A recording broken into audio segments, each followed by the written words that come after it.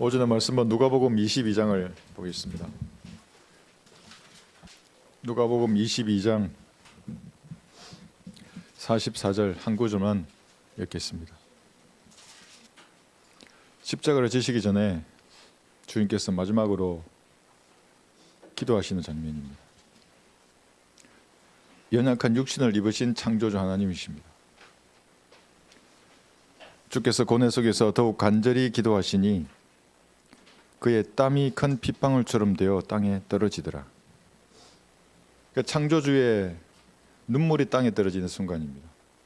이후에 이제 십자가 위에서 예수님께서는 못을 박히시고 심장이 터지셔서 모든 물과 피를 다 땅에 쏟아 놓으셨습니다. 자신을 죽이려고 하는 마귀들의 세력에게 하나님의 전능하신 힘을 쓰지 않았습니다. 예수님께서는 다만 눈물로 기도하셨습니다. 그래서 승리하신 것입니다. 이 본문을 가지고 눈물로 드린 기도의 본, 눈물로 드린 기도의 본이라는 제목으로 말씀을 전하겠습니다. 국가 간의 대립이 시작되면 어떻게 하죠? 외교적인 노력을 우선하는 겁니다.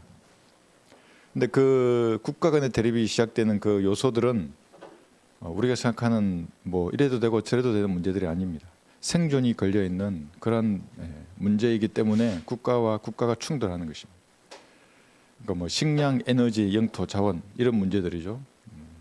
동북아시아를 살펴보면 쿠릴 열도가 있습니다. 일본과 러시아가 대립을 하는 것입니다. 아래쪽에는 독도가 있습니다. 우리나라와 일본이 대립을 하죠. 더 아래에는 중국의 조오드라고 하는 센카쿠 열도가 있습니다. 거기도 일본과 중국이, 그러니까 일본은 다 이렇게 물려 있습니다.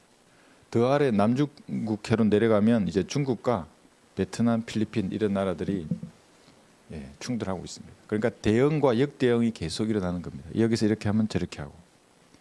여러분 어떻게 보십니까? 대환란 때에는 이것은 화약고가 될 것입니다. 폭발할 것입니다.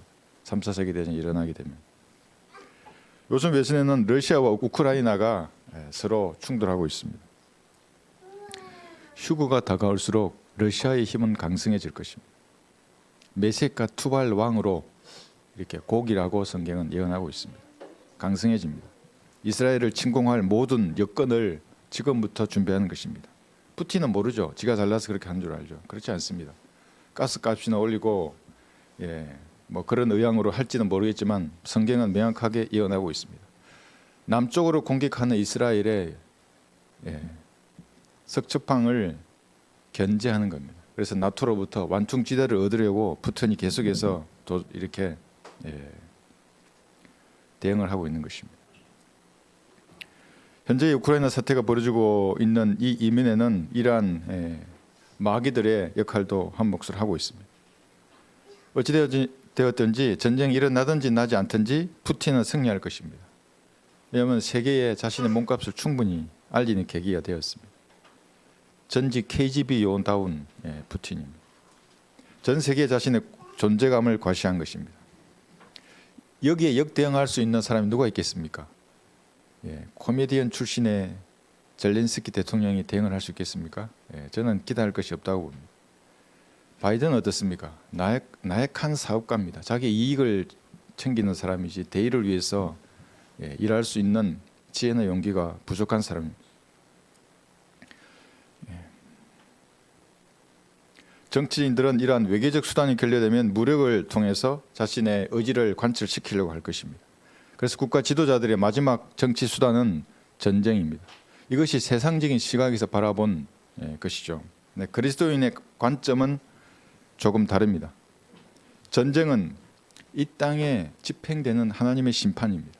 죽기 전에 이 땅에서 죄를 심판하시는 겁니다. 수단이 전쟁입니다.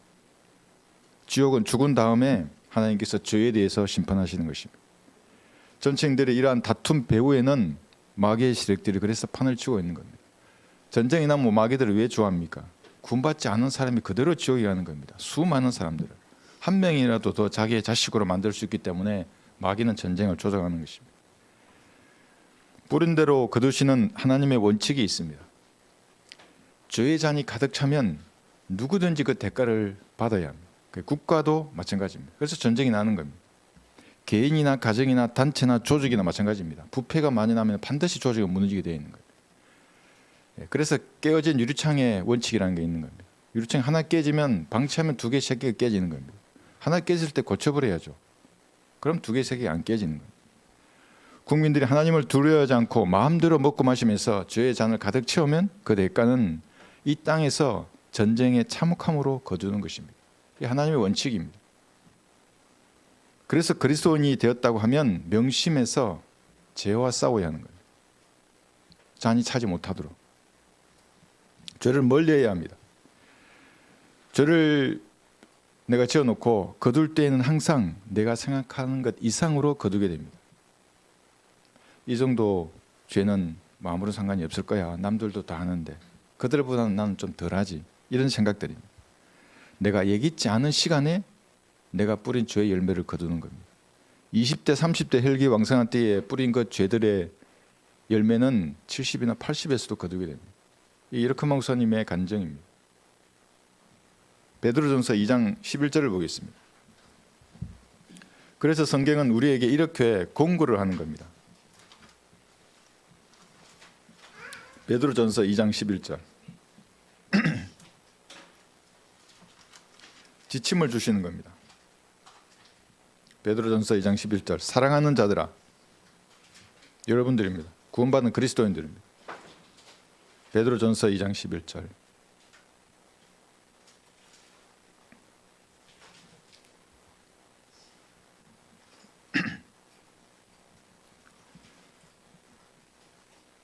사랑하는 자들아, 타국인 같고 순례자 같은 너희에게 권고하노니 혼을 거슬러 싸우는 육신의 정욕들을 멀리하라. 무언가 하고 싶어 하고 갖고 싶어 하는 겁니다. 이 육신은 그런 정욕을 멀리하라고 말합니다. 왜냐하면 그 원칙은 누구에게나 적용되는 겁니다. 죄의 잔이 차면 넘치는 겁니다.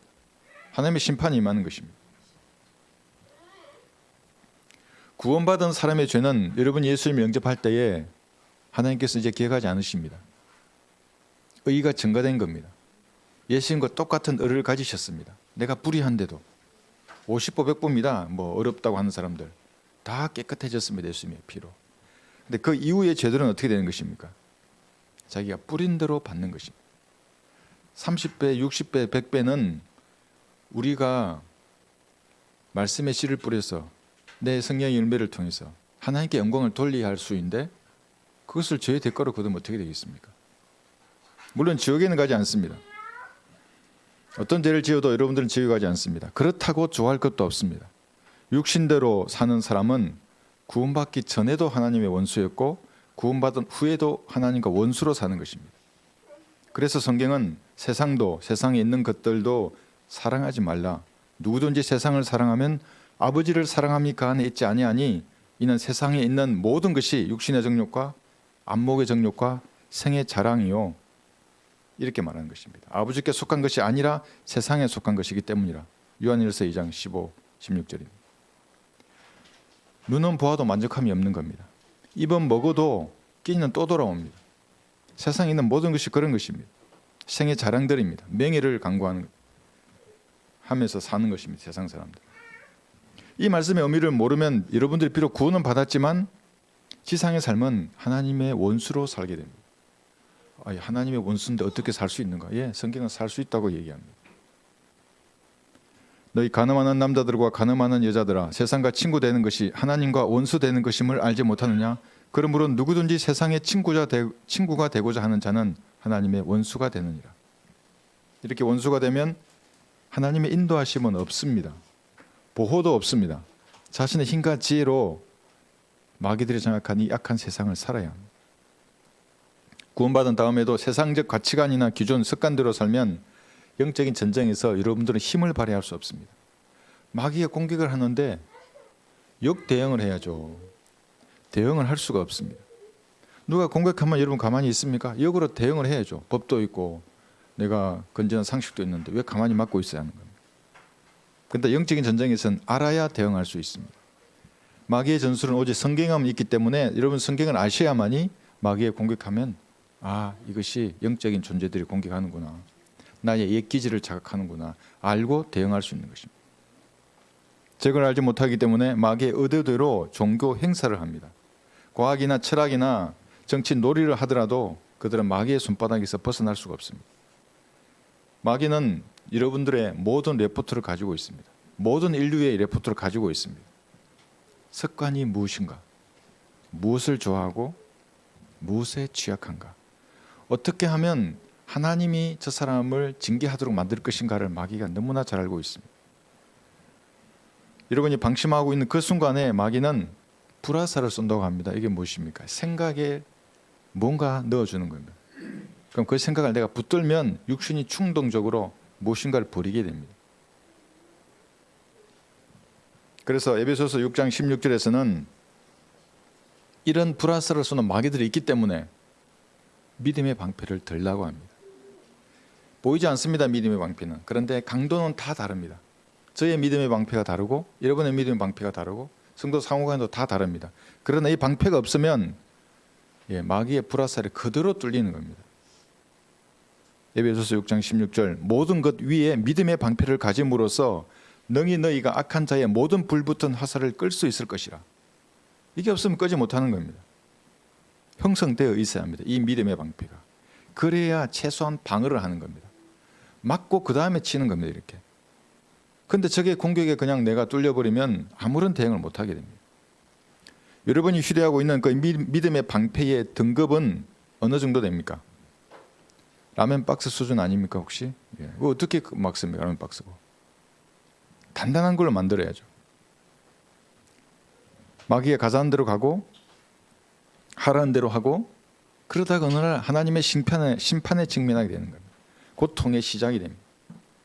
말씀을 세대별로 올바로 나누어서 공부하라고 성경은 명령합니다. 그리스도인들에게. 그래야 마귀의 밥이 안 되는 겁니다. 물론 지옥에는 안 갑니다. 그건 보장됩니다. 이 땅을 사는 동안의 이야기입니다. 내 믿음의 방패가 공부하지 않으면 빵이 됩니다. 영.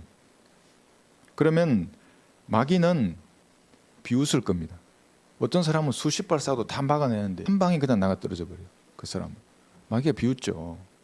마귀도 불화살을 쏜 다음에 접근해서 여러분의 믿음을 파괴하는 겁니다. 근접 전투로. 근데 멀리서 화살 생각 몇 방 넣어주니까 죄짓고 세상으로 가버리면 마귀가 비웃을 것입니다. 어떻게 그럼 마귀는 여러분들이 좋아하는 죄를 알게 되었겠습니까? 어떻게 알죠? 마귀는 전지전능하지도 않는데 여러분이 죄를 지었던 바로 그 장소 그 시간에 마귀는 옆에서 팔짱을 끼고 지켜보고 있는 겁니다. 눈을 번뜩이면서. 왜 지켜보는지 아십니까? 하나님께 그 장면을 보고 그대로 고소합니다. 마귀는. 성경을 인용할 겁니다. 하나님 죄의 삭선 사망이라고 여기 기록했지 않습니까? 저 범죄하는 저 인간을 죽이십시오. 아니면 가족을 치든지 재산을 치든지 치십시오. 합법적입니다. 합법적인 요구를 받은 하나님이 그걸 무시할 수 없는 겁니다. 그래서 죄가 드러나면 그대로 자백하고 버리라는 겁니다. 버리면 용서된다고 그 죄들이. 그날 밤 그곳에서 마귀는 팔짱을 끼고 쳐다보고 있었습니다. 그래서 여러분의 약점을 다 아는 겁니다. 레포트를 가지고 있습니다. 성경을 알지 못하면 영적인 전쟁에서 백전백패합니다. 세상 병법에는 여러분 다 들어보셨을 겁니다. 지피지기면 백전백패가 아니고 사실은 백전불태입니다. 그러니까 위태롭지 않은 겁니다. 나를 알고 자신을 알아야 됩니다. 철학이 자신을 가르쳐주지 않습니다. 나의 경험이 이게 나다 이게 아닙니다. 성경을 보아야 나를 아는 겁니다. 마귀의 세력은 또 어떻게 하는가? 성경을 보아야 마귀를 아는 겁니다. 그렇게 되면 영적인 전쟁에서 100번을 싸워도 여러분 위태롭지 않은 겁니다. 근데 나도 모르고 적도 몰라. 백전백패입니다. 나는 아는데 적은 몰라. 한 번 이기고 한 번 지는 겁니다. 이것도 소용없습니다. 오늘 이기면 뭐합니까? 내일 지면 또 바닥으로 내려가는데. 성경을 공부해서 나를 알고 적을 알아야 하는 것입니다. 모르면 매 순간이 위태롭습니다. 구원받지 않았다면 차라리 마귀는 공격하지 않습니다. 가만히 내버려 둬도 지옥으로 가는데 왜 공격합니까? 구원받고 하나님의 자녀가 되었다면 이제 마귀가 유심히 지켜보는 겁니다. 그리고 혼을 이겨오는 사람이다. 말씀을 나누어서 공부하는 사람이다. 그러면 마귀의 제국을 흔들 그리스도인이기 때문에 유심히 지켜보는 겁니다. 공부하는가 하지 않는가. 세상의 지식이나 학문, 경험, 인맥, 돈은 영적인 전쟁에 있어서 그것에 의지하는 순간에 이 전쟁에서는 아무런 힘을 발휘하지 못합니다. 전쟁을 할 때는 피하가 있습니다. 적과 아군이 반드시 있는 것이죠. 승자가 있고 패자가 있습니다. 전장에는 수많은 병력들이 장비를 이용해서 목숨을 걸고 싸웁니다. 그래서 전장은 참으로 비참한 곳입니다. 가슴 아픈 사연들이 다 숨어 있습니다. 마귀가 지옥에 가는 사람들을 보면서 기뻐하며 축배를 드는 장소가 전쟁터입니다. 고통과 눈물에 마귀들이 화나는 것입니다. 그런데 그 전쟁의 승패를 좌우하는 것은 하부 구조에서 싸우는 그 군인들의 땀과 눈물이기도 하지만 전쟁 지휘부, 최고 지휘관의 결심과 대응입니다. 적의 판단은 내가 어떻게 이해하고 어떻게 결심해서 내 부대를 움직일 것인가 하는 그 사람의 결심입니다. 그래서 적의 의도를 판단하는 겁니다. 보이는 지형과 병력을 가지고 보이지 않는 적 지휘관의 마음을 읽어내는 겁니다. 그리고 내 부대를 움직이는 겁니다. 이것이 역대응입니다. 그럼 승리하는 겁니다. 그런데 잘못 판단해서 적의 강점이 이곳인데 약점은 내버려 두고 이 강점에다가 지휘관이 가지고 있는 자산을 여기에다 투입해. 역적입니다. 그 사람은. 이 개인적인 의도입니다. 교리적은 아니지만. 영적인 전쟁도 이와 유사합니다. 마귀의 공격에 역대응으로 대적해야 합니다. 어떻게? 성경을 나누어서 공부해야 하는 겁니다. 공부하면 보입니다. 이제 눈에 보이는 것 이면에 있는 배후에 있는 마귀의 세력이 보이는 겁니다. 어떨 때 너무 가슴 아프죠. 저렇게 하면 안 되는데.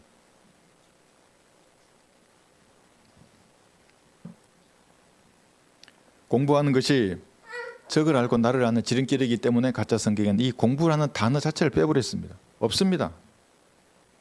우리 성경에만 있는 겁니다. 올바로 나누어서 공부하라. 예수님께서 하늘의 보좌를 버려두시고 낮고 낮은 이 땅에 육신을 입고 오셨습니다. 전능하시면서 거룩하신 하나님이신데 벌레와 같은 육신으로 된 겁니다. 제가 찰리와 개미라는 만화를 좋아하는 이유 중에 하나가 여러분 개미를 사랑해서 개미처럼 너무 사랑하는 개미를 위해서 내가 개미처럼 이렇게 될 수 있겠습니까? 다리 막 이렇게 달리고 더듬이 이렇게 더듬으면서 하나님은 그렇게 하셨습니다. 너무나 여러분을 사랑하시기 때문에 창조주께서 자기 땅에 오셨는데 자기 백성이 집어치워 이렇게 하는 겁니다. 꺼져 이래 그러고 영접하지 않는 겁니다. 왕이신데 예수님은 몸을 누울 만한 집 한 칸이 없었습니다. 이 땅에서 호의호식하지 않았습니다. 슬픔의 사람이요 질고에 익숙한 사람이었습니다. 마태복음 8장 20절에서는 예수님이 이렇게만 기록하고 있습니다. 직접 말씀하셨습니다. 예수님께서 마태복음 8장 20절. 세상 사람들 얼마나 먹고 마시고 건축하고 사고 팔고에 관심이 많이 있습니까? 특히 집이죠. 제가 어쨌든 들었죠. 어떤 목사의 꿈인가 뭐 아파트 평수가 40몇 평 된다는 목사 아닙니다. 그 사람. 마태복음 8장 20절에서는 예수께서 그에게 말씀하시기를 여우도 굴이 있고 공중의 새들도 보금자리가 있지만 인자는 자기 머리 둘곳조차 없느라고 하시니라 그랬습니다. 이 여우가 누구냐면 바로 헤롯이었습니다. 그 당시에 정치적으로 권력을 가지고 있는 사람들입니다. 그 사람들은 잘 살았습니다. 공중의 새들은 누굽니까? 마귀의 세력들입니다. 서기관과 바리새인들입니다. 그들도 잘 살았습니다. 근데 지금도 마찬가지입니다. 여우들과 공중의 새들, 마귀들의 종들이 더 잘 삽니다. 이 땅에서는. 그리스도인의 세상살이는 만만치 않습니다. 마귀가 이 세상 제도와 권력과 권세를 다 장악하고 있기 때문에 그렇습니다. 이 세상에서는 하나님의 자녀보다 마귀의 세력들, 그들의 자식들이 더 잘 삽니다. 서기관들과 바리새인들이 보금자리를 마련하고 살았던 그때와 지금이 같은 것입니다. 고린도후서 6장에서는 세상 사람들이 이해할 수 없는 하나님의 자녀에 대해서 이렇게 기록하고 있습니다. 6장 4절에서 보시면 제가 쭉 읽겠습니다. 오히려 모든 일에서 우리 스스로가 하나님의 일꾼들임을 입증하기를 많은 돈이 아닙니다. 세상의 박수갈치도 아닙니다. 많은 인내와 환난과 궁핍과 곤란과 매맞음과 갇힘과 소유와 수고와 깨어있음과 금식에서 그리하였으며 이것이 하나님의 일꾼의 표식입니다. 순결과 지식과 오래 참음과 친절과 성령과 가식 없는 사랑과 진리의 말씀과 하나님의 능력과 오른손과 왼손에 든 의의 병기로서 8절 보시면 영광과 오욕으로서 또 악평과 호평으로서 그리하였고 속이는 자들 같으나 진실하였으며 악평을 받는 겁니다. 오욕을 받는 겁니다. 이름 없는 자 같으나 유명하고 죽은 자 같으나 보라 우리가 살아있으며 매를 맞았으나 죽지 아니하였고 슬퍼하는 자 같으나 항상 기뻐하며 가난한 자 같으나 많은 사람을 부유하게 하고 아무것도 없는 자 같으나 모든 것을 가졌느니라. 이것이 그리스도인입니다. 오히려 성경적 진리와 무관한 부와 명예는 이 세상 신인 마귀들이 자기 자식에게 주는 겁니다. 예수님 재림하기 전까지는 세상의 권세는 마귀들이 다 가지고 있습니다. 자기가 원하는 자에게 주는 겁니다. 먹고 지옥으로 떨어지라는 것입니다. 돈 좋아하고 술 좋아하고 쾌락이 좋은가? 먹고 떨어지라는 겁니다. 지옥으로. 세상의 인정과 평판이 좋은가? 먹고 떨어지라는 겁니다. 지옥으로. 그리스도인도 마찬가지입니다. 이런 것을 먹으면 그리스도의 심판석에서 잿더미를 거두는 겁니다. 아무것도 없는 겁니다. 고생하면 내가 살았는데 7, 80평생을 그리스도의 심판석에 갔는데 다 불태워져 버려. 잿더미를 거두는 겁니다. 마귀가 장악한 이 땅에서 하나님의 자녀는 환난, 궁핍, 곤란, 매맞음, 소요와 수고, 악평과 오욕을 겁내지 않고 진리를 전파하는 것입니다. 이 따위 것들을 겁내지 않습니다. 그리스도인들은. 왜냐하면 부활과 영생의 소망의 가치를 아는 겁니다. 이 가치를 모르는 사람은 입을 다물고 있죠. 알면 말하는 겁니다. 전파하고 말씀을 공부하는 것입니다. 알면서도 겁을 먹고 입을 다물고 있다면 하나님의 숭고한 그 사랑을 이 세상 쓰레기하고 바꾼 것입니다. 그리스도인은 이런 파렴치한 사람이 되어서는 안 됩니다. 제가 어제 뉴스를 보니까 60대 치매 자기 아내가 집을 나가서 길을 잃었어요. 그 남편이 막 찾더라고요. 그런데 어디 CCTV를 보니까 요 며칠 추웠지 않습니까? 추우니까 그 추운 날에 그 얇은 옷만 입고 나가는데 아내가 길거리에서 큰일을 당할 수 있으니까 걱정을 많이 했죠. 그런데 이제 CCTV를 보니까 자기 아내가 나타났는데 너무 따뜻한 그 방한복을 입고 있더라고요. 누군가 옷을 입혀줬어요. 그 분에게. 속옷까지 다. 그러니까 그분이 자꾸 나가려고 하니까 이제 어쩔 수 없이 밖에 있다가 이제 경찰에서 발견돼가지고 이 남편분이 옷을 입혀준 분을 찾는다고 뉴스에서 말하더라고요. 왜 찾으시는가? 내가 감사의 인사를 해야겠다고. 여러분 돈을 많이 주고 이런 게 아닙니다. 그러니까 그런 마음이 있는 겁니다. 고마우니까 내가 그분에게 꼭 만나서 찾아뵈어서 내가 감사의 인사를 드리겠다. 그리스도인도 그래야 하는 것입니다. 하나님 앞에 감사의 자세를 가져야 하는 겁니다. 마음으로 하나님 앞에 감사의 제물을 드리는 겁니다. 성경에서 가장 짧은 구절을 찾아보겠습니다. 요한복음 11장입니다. 요한복음 11장 35절. 영어 성경에서 가장 짧은 단어입니다. 이 구절이.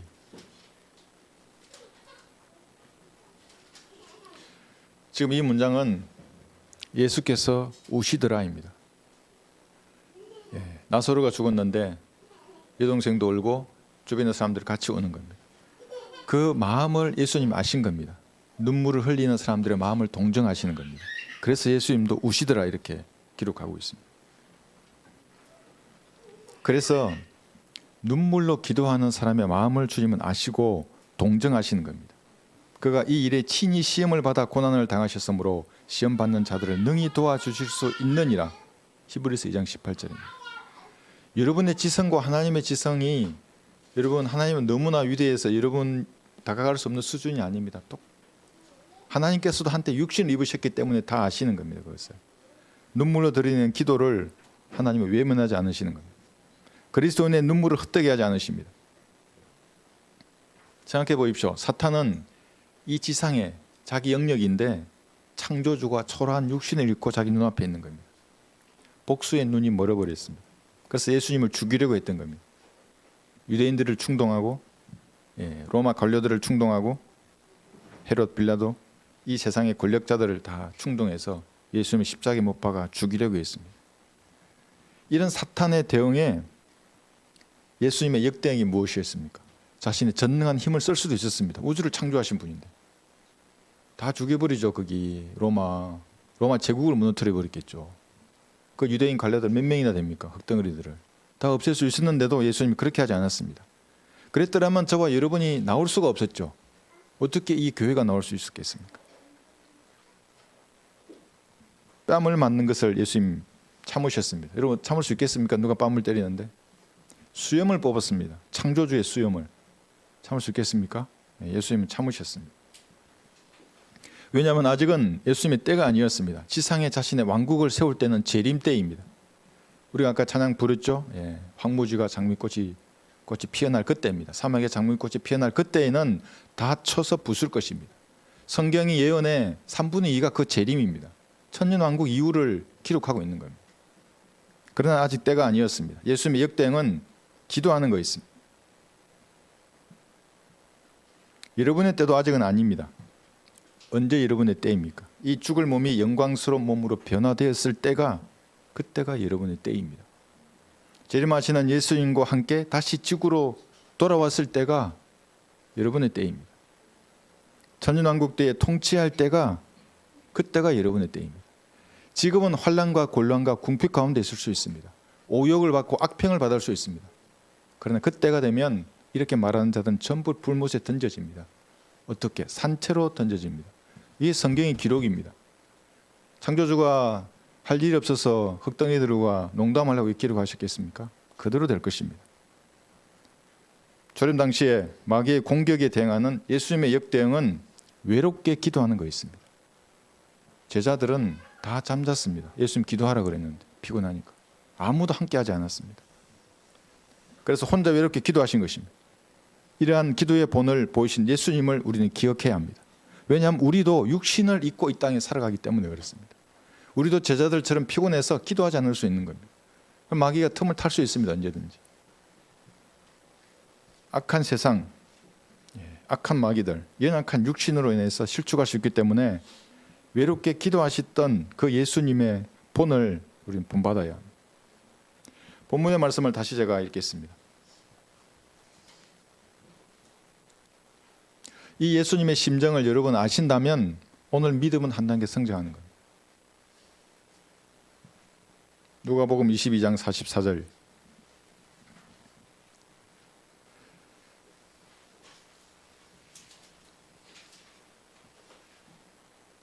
주께서 고뇌 속에서 더욱 간절히 기도하시니 그의 땀이 큰 핏방울처럼 되어 땅에 떨어지더라. 지금 자신의 십자가를 져야 하는 겁니다. 예수님 아셨습니다. 그 고통을. 6시간 동안 십자가에 못 박힌 그 고통뿐만 아니라 하나님의 진노의 잔을 자신이 받는 겁니다. 우주의 창조주를, 자신에게 진노가 쏟아지는 겁니다. 혼이 지옥에 가서 예수님의 혼이 붉은새가 분리가 되는 겁니다. 다 아셨습니다. 예수님은. 마태복음 26장 여기 38절에서는 이 장면을 이렇게 기록하고 있습니다.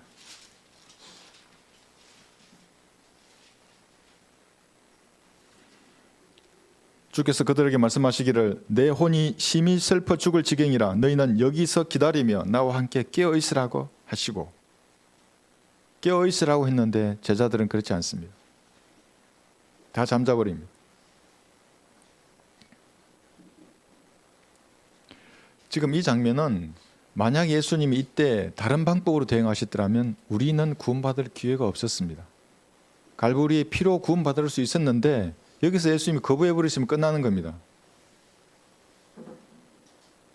39절 보시면 조금 가시다가 얼굴을 땅에 대고 기도하시며 말씀하시기를 오 나의 아버지시여 가능하시거든 이 잔을 내게서 지나가게 하옵소서. 그러나 내가 원하는 대로 하지 마옵시고 아버지께서 원하시는 대로 하옵소서 하고, 육신을 가진 예수님께서는 이 하나님의 진노의 잔을 옮기되 내 뜻대로 하지 말라고 말하십니다. 이것이 헌신의 제단이라고 하는 겁니다. 기도할 때도 하나님의 뜻을 이루기 위해서 기도하는 겁니다. 언제든지 내 뜻을 포기할 자세로 기도하는 겁니다. 40절 보시면 제자들에게 돌아와 그들이 자고 있는 것을 보시고 베드로에게 말씀하시기를 너희가 나와 함께 1시간도 깨어 있을 수 없더냐? 베드로는 한승깔 하는 사람입니다. 여러분 아시죠? 잠시 후에는 베드로는 칼을 빼어들고 체포하러 온 종의 귀를 잘라내기도 하고 예수님을 3번 부인하기도 합니다. 누구보다도 기도했어야 할 베드로입니다. 너희가 시험에 들지 않도록 깨어 기도하라. 참으로 영은 원하지만 육신이 연약하도다라고 하시더라. 예수님을 십자가에 못 박아 죽이려던 사탄의 공격에 예수님의 역대응은 다만 혼자 외롭게 기도하는 것이었습니다. 제자들은 쏟아지는 잠을 이기지 못하고 잠을 자고 오셨습니다. 혼자 예수님은 외롭게 땀방울이 핏방울이 되도록 기도하셨습니다. 기도를 마치신 후에 예수님은 다시 용감한 전사가 되셔서 자기가 져야 할 십자가를 지시는 것입니다. 이것이 여기 45절에 나와 있습니다. 그리고 나서 제자들에게 오셔서 말씀하시기를 이제는 자고 쉬어라. 보라, 그 시간이 가까이 왔으니 인자가 죄인들의 손에 넘겨지리라. 가시려고 하는 겁니다. 이제 십자가를 지실 능력을 이 눈물의 기도를 통해서 예수님 받으신 것입니다. 다시 용기를 내셔서 자기 십자가를 지셨습니다. 여러분도 여러분의 십자가를 지고 주님을 따르는 것입니다. 여러분의 힘만으로는 불가능합니다. 연약한 육신은 오늘은 질 수 있을지 몰라도 그 무게가 조금만 무거워지거나 환경이 바뀌면 그대로 포기해버립니다. 그래서 기도하는 겁니다. 세상 부귀영화는 하나님의 능력을 흉내낼 뿐입니다. 말이 많고 목소리가 크다고 해서 능력이 있는 것이 아닙니다. 기도하고 말씀을 통해서 오는 그 능력으로 사는 겁니다. 그리스도인들은. 여러분도 예수님처럼 눈물로 주님께 기도해야 그래야 세상을 이길 수 있습니다. 우리의 살인관께서 사탄의 무자비한 공격 앞에 다만 외롭게 기도함으로써 승리했다면 여러분들도 시끄러운 일상에서 벗어나서 주님과 1대1로 만나야 하는 겁니다. 그래서 눈물로 여러분의 마음을 토해내야 합니다. 간구하는 것입니다. 그러면 하나님께서 여러분에게 하라고 하셨던 그 온전하신 뜻 그것을 실행할 수 있습니다. 그렇게 하지 않으면 말만 그리스도인으로 살다가 세상과 함께 끝나는 것입니다. 주님의 보좌 앞에서 기도하는데 여전히 가슴이 냉랭하다면 무엇인가 죄와 연루된 습관이 있는 겁니다. 자기도 압니다. 이 기도가 하나님 안 들으시는구나. 그 죄악된 생각 자체를 버려야 합니다. 그 뿌리를 뽑아내야 합니다. 그것을. 그 습관과 기질을. 제가 말씀드렸죠. 군대 생활하는 동안 술 때문에 고깃집만 보면 생각나요. 고깃집만 보면 고깃집을 다 부숴버리고 싶었어요. 아주 보면 생각이 나요. 그랬는데 고기를 돌리고 다녔잖아요. 저기 다른 거 보고 다녔어요. 차를 보든 버스를 보거나. 그 기질이 그대로 올라오는 겁니다. 뽑아내야 합니다. 마귀들은 굶주린 사자처럼 산길자를 찾아 돌아다니는 것입니다. 팔짱을 끼고 쳐다봅니다. 불화살을 쏘고 이 사람이 죄를 짓나 안 짓나. 죄를 지면 그대로 고사로 달려가는 겁니다. 잡다한 생각을 심어 넣어줍니다. 저 정도는 괜찮아. 남들도 다 하는 일인데 이 정도는 뭐 어때? 결국 화살이 그의 간을 뚫을 것이요 마치 새가 자기 목숨을 잇는 줄도 모르고 급히 덫으로 달려가는 것과 같으니라. 잠언 7장 23절입니다. 자기는 모르죠. 덫에 걸리면 아는 겁니다. 이제 마귀들은 여러분들이 냉랭한 가슴으로 기도하기를 기다리고 있습니다. 이런 것들은 모두 물리치고 가슴을 활짝 열고 주님 앞에 여러분의 혼을 토해내야 합니다. 그래서 기도는 전투라고 하는 겁니다. 무엇인가 있는 것입니다. 거치는 것들은 물리치고 눈물로 기도하는 것입니다. 마귀들의 공격을 격퇴시키는 예수님의 역대응은 눈물로 기도하는 것이었습니다. 여러분의 역대응은 무엇입니까? 악한 세상과 마귀들, 이 육신의 정욕에 대응하는 여러분의 대응은 무엇입니까? 예수님의 대응을 우리가 본받아야 합니다. 눈물로 기도하는 것이었습니다. 혼자서 외롭게. 사람들과 말을 섞는 것으로 힘을 얻어서는 안 됩니다. 그것은 제한적이고 아주 단편적인 겁니다. 하나님의 보좌 앞으로 나아가서 여러분이 혼을 토했을 때 주님께서 주시는 그 확신입니다. 그 평강이고 그 힘으로 싸우는 것입니다. 제도화된 교회를 보면 여러분 통성 기도한답시고 뭐 주여 삼청하고 이렇게 하지 않습니까? 집단적인 마귀 들림의 전조입니다. 그것이 집단적인 최면입니다. 그게 내 단으로 정연하게 하나님 앞에 얘기하는 겁니다. 언어를 만드신 하나님께서 얼마나 좋아하시겠습니까? 여러분의 마음을 솔직하게 말하는 겁니다. 바른 성경에 근거한 이러한 진리의 지식이 우리에게 하나님을 알게 한 겁니다. 이 지식 위에 드리는 그 눈물의 기도는 모든 마귀의 잔재들을 씻어버릴 수 있습니다. 여러분은 하나님의 군사들입니다. 혼을 이기는 군사들입니다. 마귀의 자식을 하나님의 자녀로 이겨올 수 있는 유일한 사람들입니다. 그래서 성경은 여러분들을 그리스도의 대사라고 하는 겁니다. 그러므로 이제 우리는 그리스도를 대신한 대사들로서 하나님께서 우리를 통하여 너희를 권면하신 것 같이 너희도 그리스도를 대신하여 우리도 그리스도를 대신하여 너희에게 간구하노니 너희는 하나님과 화해하라. 여러분 하나님과 화해하셨습니까? 마음속에 모든 어두운 부분이 없어져야 하는 겁니다. 보혈의 피로 씻어내야 합니다. 저도 힘들고 어려울 때 무릎 꿇고 기도하면 내 마음속에 있는 어두운 부분이 있는 것부터 자백합니다. 보혈의 피로 씻고 성령으로 충만하게 해서 주님과 교제하는 것입니다. 이런 능력을 가진 그리스도인들에게 마귀는 집중적으로 공격하는 것입니다. 분별력을 가지고 있는 겁니다. 이번에 구원받은 다음에 말씀을 공부하면 어떤 일이 벌어지면 이것이 하나님과 어떤 연관이 있는 것인가, 마귀와 어떤 연관이 있는 것을 직감적으로 압니다. 그것이 감각적으로 아는 것입니다. 그러니 마귀는 여러분을 넘어뜨리려고 공격하는 것입니다. 자기 눈앞에서 자식들을 뺏어가는 사람들인데, 이 세상은 흑암 속에 잠겨 있다고 성경은 말씀하십니다. 사탄의 왕국이 이제 될 겁니다. 7년 동안에는. 그건 물리적으로도 사탄의 왕국입니다. 그런데 지금은 영적으로 그들이 다 장악하고 있습니다. 한 줄기 말씀의 빛이 없어서 수많은 사람들이 지옥으로 가는 겁니다. 한 줄기 말씀의 빛이 없기 때문에 수많은 사람들이 이단에게 잡혀가는 것입니다. 그 빛을 여러분이 발할 수 있는 겁니다. 마귀가 알기 때문에 공격하는 겁니다. 이런 마귀들의 공격의 최선의 대응은 여러분 주님처럼 눈물로 기도하는 것입니다. 성경에도 이러한 눈물의 기도를 드렸던 사례가 있습니다. 에스더 아시죠? 왕비. 에스더 8장 3절을 한번 보겠습니다.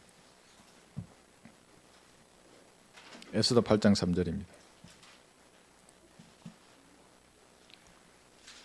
하만이라고 하는 사람이 유대인 전체를 죽이려고 했습니다. 왕이 승인하면 다 죽는 겁니다. 수십만 명의 유대인들이 죽을 것입니다. 유대인들이 죽으면 어떻게 됩니까? 여자의 씨가 나와야 될 민족이 없어져 버리는 겁니다. 그러면 창세기 3장 15절의 예언이 이루어질 수 없는 겁니다. 긴박한 순간입니다. 하나님 보시기엔 역사적으로 볼 때. 에스더 8장 3절에 보시면 에스더가 왕의 발 앞에 엎드려 왕 앞에 다시 고하여 아각인 하만이 유대인을 해치려고 계획한 그의 악한 계책을 거두어 줄 것을 눈물로 구하자, 이렇게 나옵니다. 만약 에스더가 간청하는 이것이 왕에게 받아들여지지 않으면 에스더는 그 자리에서 죽을 것이고 유대인은 끝나는 것입니다. 그래서 하나님 입장에선 하나님의 뜻을 실행할 사람이 필요했었습니다. 하만의 계획이 실행되면 예언이 끝나는 겁니다. 이제 아주 긴박한 순간입니다. 그래서 이 배후에는 사탄이 있는 겁니다. 유대인을 진멸하고 한 이 계획에는. 에스더는 2번이나 왕의 부름이 없었는데도 왕 앞에 나아갔습니다. 부르지 않는데 왕 앞에 나오면 왕이 자기의 이렇게 호를 내밀어서 자비를 베풀어야 사는 겁니다. 근데 마음에 안 들면 그대로 죽는 겁니다. 부르지 않았는데 다갔으면. 그러나 여자 에스더는 죽음을 두려워하지 않았습니다. 여자입니다. 에스더가. 아시죠? 남자 아닙니다. 남자라고 그래서 유세를 뜰 것이 없는 겁니다. 기도하지 않으면 남자라도 겁쟁이가 되는 겁니다. 영적으로는. 말하지 못합니다. 입도 뻥긋하지 못하는 겁니다. 은혜의 복음을. 하나님의 숭고한 사랑을 말해야 될 때 세상하고 섞어버리는 겁니다. 오물과. 그럼 그 숭고한 사랑이 어떻게 되는 겁니까?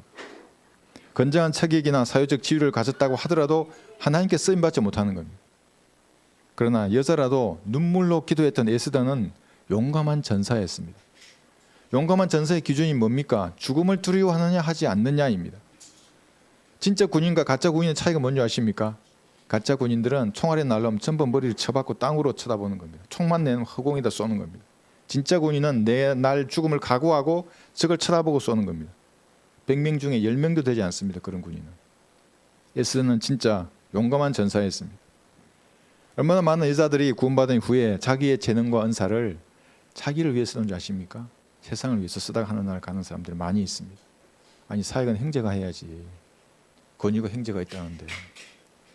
그 비겁한 변명입니다. 그건. 하나님께서는 형제나 자매나 가리지 않고 재능을 주시고 은사를 주시는 겁니다. 교회에서 형제 위에 권위를 행사하는 것 외에 더 많은 일들을 할 수 있습니다. 처음 왕 앞에 나아갈 때 에스더는 3일 밤낮을 금식하며 기도했습니다. 에스더뿐만 아니라 그 수산 궁에 있는 모든 유대인들이 3일 밤낮 먹지 않고 기도했습니다. 성경 기록에는 눈물을 흘렸다는 말이 없지만 아마도 에스더는 눈물로 기도했을 겁니다. 왜냐하면 왕 앞에 나아가면 죽는 것입니다. 그 사람은 죽음 앞에서는 간절해지는 겁니다. 자기의 실체가 내 몸이 흙덩이구나 하는 것을 그때 실감하게 됩니다. 그리고 에스더는 그리스도인의 가슴에 새길 만한 훌륭한 말씀을 남깁니다. 그게 뭔지 아십니까? 그런 자세입니다. 내가 죽으면 죽으리이다. 이게 전사가 가져야 할 말입니다. 여자 남자 이런 거 떠나서 남자도 죽으면 죽으리라는 자세로 그리스도인의 생활을 하지 않는다. 전사 아닙니다. 그 사람은. 남자도 아니고. 이런 자세로 하나님의 보좌 앞으로 나가서 기도하는 겁니다. 그래야 영원하신 하나님이 보시기에 그 상태가 돼 있지 않습니까? 이 짧은 80몇 평생을 잘 먹고 잘 살려는 마음으로 하나님 앞에 다가서면 하나님은 어떤 교제가 이루어지겠습니까? 결국 이러한 에스더의 자세에 첫 번째 왕 앞에 나아갔을 때는 하만이 죽습니다. 교수도에 처형당하는 겁니다. 두 번째 왕 앞에 나아갈 때도 왕의 자비를 얻습니다. 에스더는 눈물로 간청하는 겁니다. 그 눈물이 왕에게 기억되는 것입니다. 이 눈물의 간청이 유대 민족 전체를 살렸고 마귀의 세력들이 진멸됐습니다. 최소 8만 명 이상의 유대인을 죽이려고 하는 사람들이 다 죽습니다. 그 눈물은 무슨 뜻이 있는 겁니까? 진지함이 묻어있는 겁니다. 마음의 결심을 보여주는 겁니다. 그것이 내가 죽으면 죽으리이다 하는 그 결심이 그 눈물에 묻어나 있는 거예요. 군인이 눈물을 흘릴 때는 비겁한 군인 말고 진짜 군인의 눈물을 흘릴 때는 내가 옥세를 하거나 육탄을 했으라도 내 임무를 수행하겠다는 각오가 서려 있습니다. 그것이. 물론 비겁한 군인들은 있죠. 그 사람들 말고. 눈물의 기도는 이러한 마귀의 공격 기세를 꺾어버리는 겁니다. 그러면 승리는 여러분의 것입니다. 이기적이고 냉랭한 가슴으로 주님 앞에 무엇을 아랜다면은 누굴 용서하지도 않고 시기하는 마음을 가지고 마귀가 다시 팔짱을 끼고 비웃는 겁니다. 뭐라고 비웃겠습니까? 흥 놀고 있군. 시간 낭비하는 겁니다. 그것이. 하나님과 성품과 같아져야 되는 거예요. 사랑이시고 공의롭고 의롭고 거룩하신 하나님 것. 다 씻어내고 알리는 것입니다. 이 나라에도 하나님의 사람이 필요합니다. 은혜의 복음과 진리의 지식을 전파하는 사람이 하나님께서도 필요하신 것입니다. 적들은 절대 다수입니다. 이거 보십시오. 이게 경기도민 몇 명입니까? 이거밖에 안 되는 겁니다. 에스더와 같은 결연한 자세로 주님께 눈물로 기도해야 합니다. 이 생의 삶에 매여서 먹고 마시고 심고 사고 팔고 건축하는 것에 내 마음을 두고 기도한다면 그건 이방인의 기도가 되는 겁니다. 하나님은 그러한 필요를 다 아십니다. 채워주겠다고 이미 약속하셨습니다. 물론 아래는 것이 나쁜 것은 아닙니다. 그러나 먼저 중요합니다. 무엇을 먼저 해야 하는가. 에스더가 자기 목숨을 걸고 간청했던 그 눈물을 여러분들은 잊지 말아야 합니다. 두 번째 눈물은 농부의 눈물이 있습니다. 시편 126편을 보겠습니다.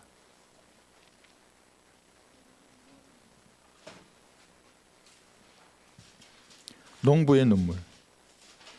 어떤 곡식을 심길래 눈물로 씨를 뿌려야 하겠습니까?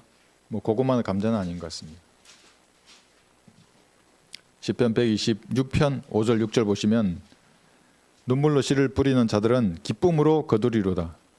귀한 씨를 가지고 나가서 우는 자는 정녕 기쁨으로 그의 단들을 가지고 돌아오리로다. 농작물의 씨앗은 눈물이 필요 없지만 복음의 씨앗은 눈물로 뿌리는 겁니다. 이것이 잘 될지 저것이 잘 될지 알 수 없습니다. 자라게 하시는 분은 하나님이십니다. 그 씨앗이 발아해서 구원을 받게 하시는 것은 하나님께서 역사하시는 것입니다. 우리 여러분 전도지를 나누어주고 다만 복음을 전하는 것입니다. 눈물로 말씀의 씨앗을 뿌리면 여러분이 느끼는 기쁨도 있습니다. 저도 있습니다. 개인 구령했을 때 그 기쁨. 보약이 따로 필요 없습니다. 그 구령했을 때 얼마나 기쁘고 감사하고 발걸음이 가볍고 막 한 5년 10년씩 젊어지는 것 같아요. 그러면 저도 20대는 돼야 되는데 어쨌거나 속 사람은 그렇게 기뻐하고 젊어지는 겁니다. 이렇게. 근데 그 이상의 것이 있습니다. 그게 뭐겠습니까? 여러분이 그 사람을 만나는 것입니다. 남편을 구령했으면 남편을 하나라서 만나는 겁니다. 아내를 구령했으면 아내를 하나라서 만나는 겁니다. 내 친척이나 가족을 구령해서 그분을 하나라서 다시 만나는 겁니다. 그 성경에 기록하신 겁니다. 그게. 우리의 소망이나 기쁨이나 자랑의 면류관이 무엇이냐? 그가 오실 때에 우리 주 예수 그리스도 앞에 있을 너희가 아니겠느냐? 그것이 기쁨 이상의 것을 거두는 겁니다. 얼마나 반갑겠습니까? 끝난 줄 알았는데 내 육신의 장막을 벗어났어. 이제 끝난 줄 알았는데 셋째 하늘에서 그분을 보는 겁니다. 예수님을 볼 것이고 여러분이 구령한 사람들을 볼 것입니다. 여러분들의 영원한 팬입니다. 그분들이. 그렇지 않겠습니까? 얼마나 감사하겠습니까? 몇 명이나 되십니까? 여러분의 팬은. 정확한 건 알 수 없을 수 있습니다. 여러분의 간증을 올리고 녹음하고 이러한 것들이 어떻게 역사했는지 알 수 없지만 그래도 한번 카운트해 보십시오. 눈물로 씨를 뿌리는 이유는 사람들의 힘으로는 이 말씀의 씨앗을 뿌리는데 한계가 있습니다. 왜 한계가 있습니까? 마귀가 방해하기 때문에 그런 겁니다. 제가 말씀드렸죠. 그 2000년 초에 토요일에 구령하러 나가는데 제가 1차 중대장을 하고 있을 때입니다. 토요일인데 이제 가족이랑 같이 나가는데 그때는 정말 제가 튼튼했어요. 지금보다 너무너무 튼튼해서 이 벽을 짚고 나가지를 못했어요. 떨렸어. 후두루들 떨렸어요. 정말 머리에서 발끝까지 그냥 이게 짚고 못 나갔어요. 이 벽을. 그래서 몇 번을 덜덜덜 떨려가지고 그래서 내가 가족하고 잠깐 기도하고 하자고. 내 겁이 나서 못 나가겠다고. 부끄럽죠. 사실 남자가 겁을 내다니. 그런데 우리 가족 웃으면서 뭐 이러면서 환하게 쳐다보고 있어요. 그러니까 기도하는 사람은 여자라도 진짜 전사가 되는 겁니다. 저는 그때 겁쟁이 군사였어요. 기도해서 무릎 꿇고 한번 저에게 지혜를 주십시오. 힘을 주십시오. 제가 너무 연약한데 복음을 전가할 수 있는 힘을 저에게 허락해 주십시오. 눈 탁 뜬 힘이 나요. 그래서 나가서 지금도 생각납니다. 그 강주 전남 거기 해지는 그 들판에 고등학생 2명 그 제가 구령했던 게 제가 그 간증도 썼어요. 그때 처음으로. 많았어요. 한 3만 명 이상 읽었어요. 그거를. 그렇게 쓰임을 받는 것입니다. A4 용지 한 장도 뚫지 못하는 영적 힘으로는 거리에 나갈 수 없는 겁니다. 그래서 눈물로 씨를 뿌리는 겁니다. 마귀의 세력이 세상의 근심과 염려와 근심 속에 여러분을 가두려고 할 때에 이 가감하게 떨쳐버리고 여러분 혼들을 찾아 나서는 겁니다. 그 힘을 주님께서 주십니다. 기도할 때에 주시는 겁니다. 여러분이 눈물로 기도할 때에 구령에 임하는 진지한 자세를 주님께서 보는 것입니다. 삶에 대한 태도도 마찬가지입니다. 무엇을 아뢰일 때에 에스더와 같은 그런 결연한 자세로 알리는 겁니다.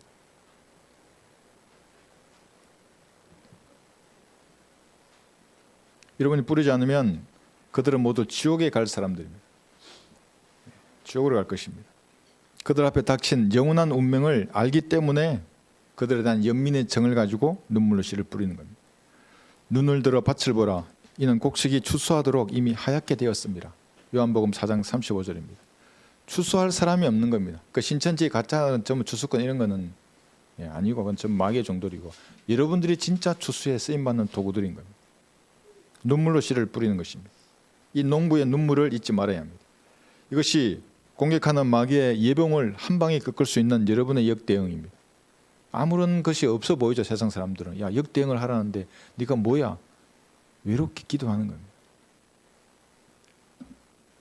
여러분, 예수님께서 하셨던 이 눈물의 기도를 잊지 말아야 합니다. 마귀의 맹렬한 공격 앞에 전능하신 힘을 사용하지 않고 다만 고뇌 속에서 눈물로 기도하셨던 예수님을 기억해야 합니다. 아무도 예수님과 함께 하지 않았습니다. 외로운 기도였습니다. 그 결과 십자가로 승리하신 것입니다. 어떤 승리입니까? 예수님은 십자가를 통해서 죽음을 폐기하시고 복음을 통하여 생명과 불멸을 밝히신 겁니다. 생명과 불멸. 몸은 말해야죠. 이 육신은 그러나 영원히 사는 겁니다. 에스더는 죽음을 두려워하지 않고 눈물로 기도했고 눈물로 간청했습니다. 그랬더니 자신을 죽이려는 모든 대적이 대신 죽은 겁니다. 8만 명 이상이나 8만 5천 명 이상이나 눈물로 씨를 뿌리는 복음의 씨를 뿌리는 그리스도인, 이것은 은혜의 복음의 가치를 아는 사람만 이 눈물로 씨를 뿌리는 것입니다. 어떤 형태로든지 복음 전파에 힘을 보태는 것입니다. 내 은사로 참여하고 후원하고 기도하고 해서 왕성하게 이 마지막 때에 복음을 확산시키는 일에 동참하는 것입니다. 그래서 하늘 나라에서 여러분이 눈물로 씨를 뿌렸던 그 사람들을 다시 만나야 하는 겁니다. 이런 그리스도인들이 되시기를 바랍니다. 구원받은 이후에 아직 해결되지 않은 습관적인 문제들이 있습니까? 예수님께서 다 아십니다. 마귀도 다 아는 겁니다. 그것을 마귀가 계속 사용하는 겁니다. 고소하고 하나님 앞에 여러분 양심에 무엇인가 진리의 지식이 역사하지 못하도록 막는 것입니다. 그런 것이 있으면 마음속으로 자백하시면 됩니다. 그리고 예수님의 피로 씻겨 주십시오. 제가 이러한 어둠으로부터 돌아서기를 원합니다. 그래서 하나님하고 새롭게 관계를 맺으시는 그런 기회가 되어야 하는 겁니다. 기도하십시오.